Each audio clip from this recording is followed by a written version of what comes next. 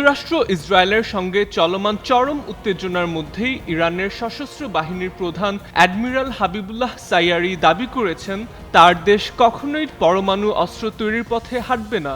তবে একই সঙ্গে তিনি হরমুজ প্রণালীতে ইরানের পূর্ণ সামরিক আধিপত্যের কথাও জোর দিয়ে তুলে ধরেছেন।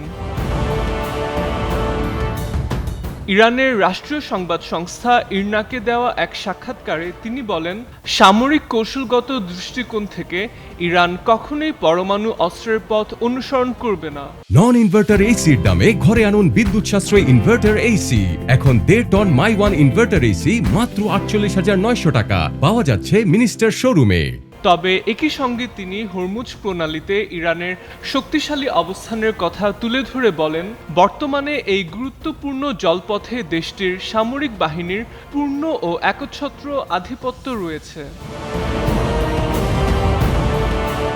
ইরানের অনুমতি ছাড়া হরমুজ প্রণালীতে কোনো ধরনের জাহাজ বা নৌযান প্রবেশ করতে পারবে না।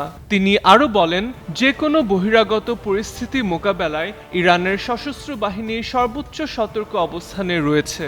শত্রুপক্ষের যে কোনো উস্কানি বা আগ্রাসনের তাৎক্ষণিক জবাব দিতে সেনারা প্রস্তুত বলেও মন্তব্য করেন তিনি।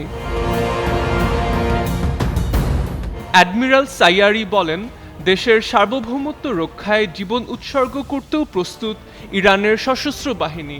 বিশ্বের উল্লেখযোগ্য পরিমাণ জ্বালানি তেল পরিবহনের গুরুত্বপূর্ণ পথ হরমুজ প্রণালীকে ঘিরে ইরানের এমন বক্তব্য আন্তর্জাতিক অঙ্গনে নতুন করে গুরুত্ব পাচ্ছে।